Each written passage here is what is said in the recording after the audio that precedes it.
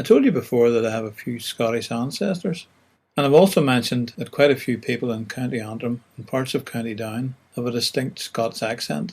In fact, did you know that the word Scot, from which we get Scotland of course, comes from the Latin word Scotti, which the Romans used to describe people from Ireland? The original Scots were actually Irishmen.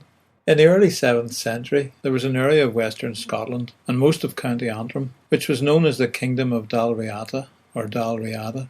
People travelled back and forward by boat between the two parts of Dalriada, which is probably why we can hear a lot of Scots in the County Antrim accent.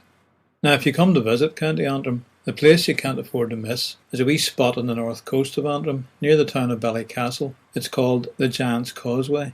You've got to climb down below the cliff and you come to what is known as a granite pavement. Tens of thousands of interlocking hexagonal granite rocks.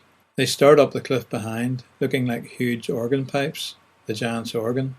Further down, they become a causeway that eventually disappears into the sea, reappearing on the other side at Fingal's Cave in Scotland.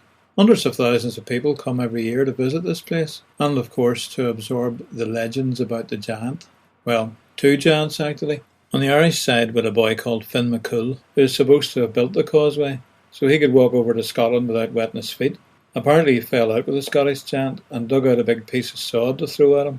He missed, and the sod fell into the sea and became the Isle of Man, while the place he dug it out of filled up with water and became Loch Ness, the largest loch in the British Isles. Now, as the man said, if you believe that, you believe anything. Finn McCool was actually the central figure of a series of legendary tales.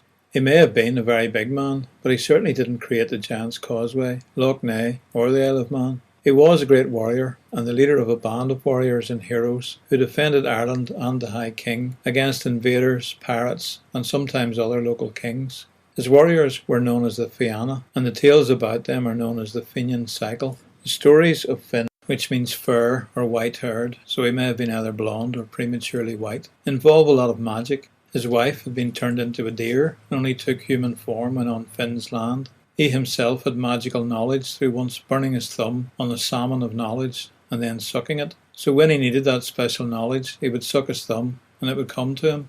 When he got old, though, he became a bit bitter. The High King had promised Finn his beautiful daughter Grania as his wife, but of course, instead, she fell in love with a young warrior called Dermot, and the two ran away together, pursued by Finn. Eventually Finn agrees to let them alone, but years later, when Dermot is injured during a boar hunt and